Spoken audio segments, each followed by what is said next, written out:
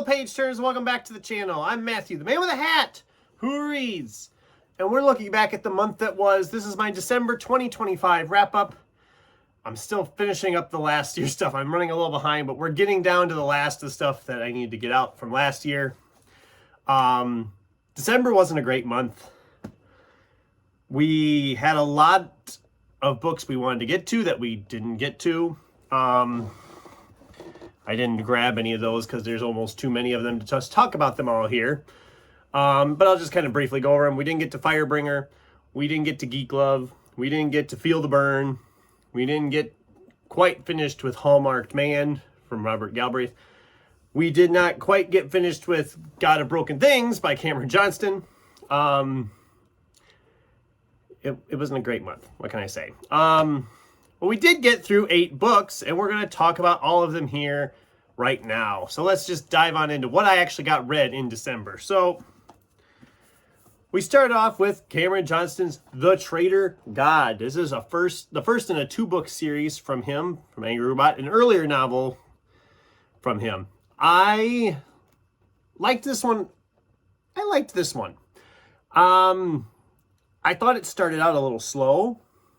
Maybe that's just me. I know there's a couple. I think Mindy's reading it now, or she just read it.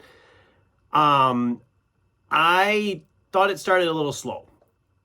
Once it got going and I got invested in it, I was like, okay, I'm enjoying this. But it seemed like we started good, then we kind of slowed just down a bit too much, and we picked up again. It was a 4-star read for me. I liked the world, and I want to see more in the world, which is why I'm working on book 2. I'm enjoying book 2 quite a bit as well. But this was a 4-star read. I enjoyed it quite a bit.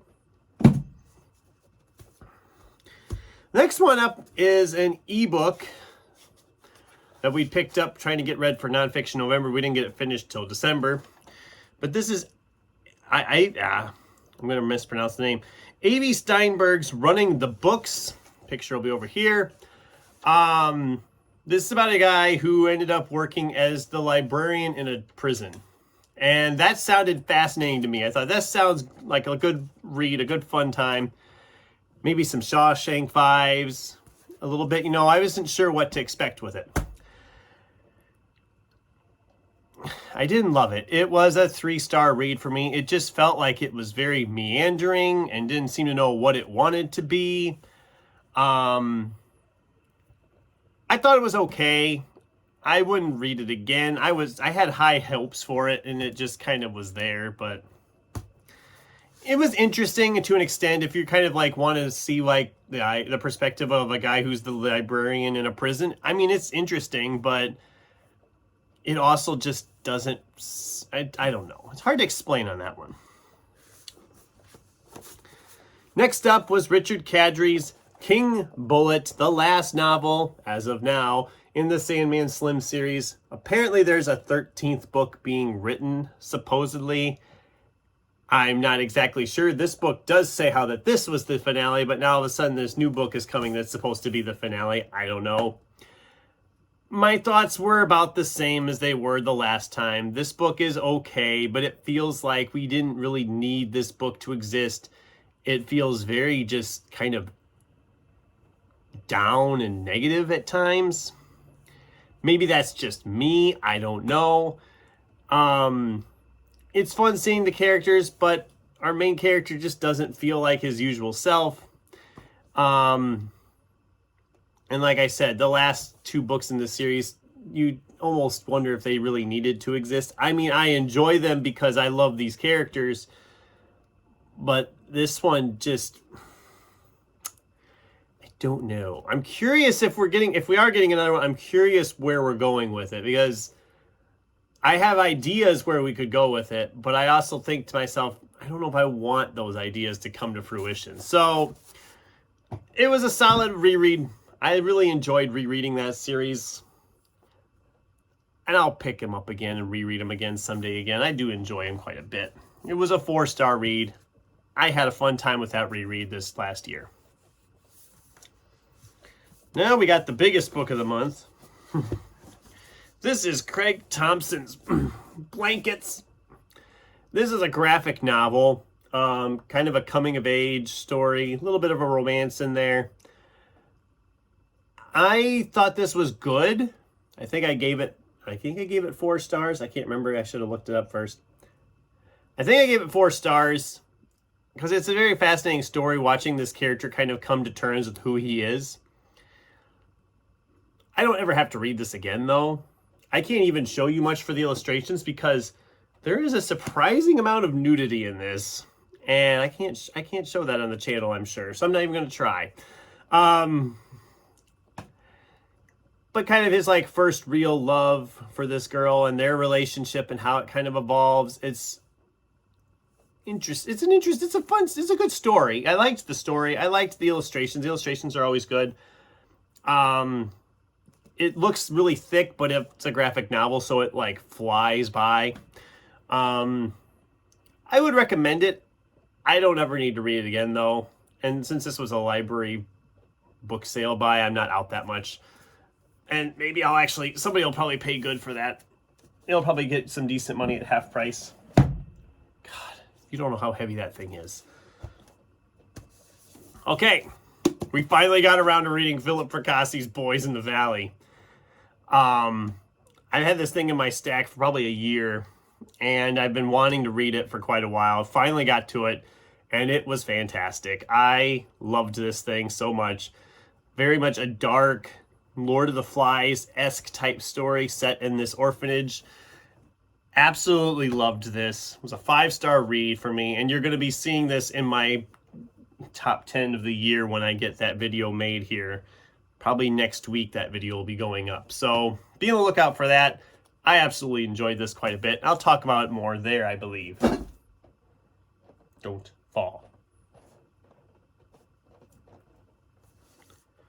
We have Elmore Leonard's Pronto. This is the 4th Elmore Leonard book I read this year, and it's probably my least favorite that I've read this year. I gave it 3 stars. I liked the character of Raylan Givens, finally getting to see the first book from him, with him in it. Even though I never watched Justified, I know I'm terrible. But I liked that. But this felt, again, like a story that could have been told a lot quicker than it is. It feels meandering at times. It was entertaining enough, and it moves along pretty quickly, but there's points that you're just like, okay, come on, let's trim this down a little bit. Let's trim this out. Let's get this done. Maybe that's just me. I don't know. My reading's been kind of weird lately. I haven't had as much time to read, so it feels like things take longer to read than they used to. But Mark Lawrence's One Word Kill. This, again, was a reread from years ago. When it came out, I read this and gave it 5 stars. So I was excited to reread this because I honestly didn't remember much of it. And I'm not really sure why I gave this 5 stars when I read it the first time. Apparently, it just hit me at the right time. I thought this was still really fast-paced and it moves right along. It's only like 195 pages or something like that. But it just, I don't know what I loved so much about it before. It was fine. I didn't hate it. But I don't need to read it again. The reread actually was just like, my memories of it were better, that I loved this thing. And I was just like, yeah, it's good. I'm starting to wonder if I shouldn't be rereading stuff. Because it seems like when I reread stuff, it's not living up to the memories I had of it, and that's kind of disheartening when you think about it. But the last book we got read in December, Josh Winning's The Shadow Glass. This was a book I was scrambling to finish. I spent my New Year's Eve finishing this, the last 140 pages of this book. I loved it. So good. So good. Very much felt like a Labyrinth-esque type story, Dark Crystal type thing with the puppets. Apparently the guy's dad was this puppeteer, made this fantasy movie with puppets that kind of bombed. And when he's passed now, all of a sudden these puppets are coming to life and entering into our world. And it's dark, it's fantasy, it's got some horror elements to it. It's an awful lot of fun. I really enjoyed this one too. This was another 5-star read for me in December. So I had 2 5-star reads in December, but my book of the month is obviously, The Shadow Glass was my book of the month for December. I really, really enjoyed that, much to my joy, because I really was hoping it would be as great as it sounded. So that was my December wrap up. December was, like I said, a little bit on the lesser side of reading. Hopefully there in the new year, the reading will pick up again now that I'm kind of getting things into a set groove pattern. But we'll see what happens. It's a new year. Anything can happen with the reading. So I'd love to hear from you guys. Have you read any of these books? Do any of these books sound good to you? What was your book of the month for December? I'd love to hear from you in the comments down below. Thanks for watching, and until next time, keep turning pages.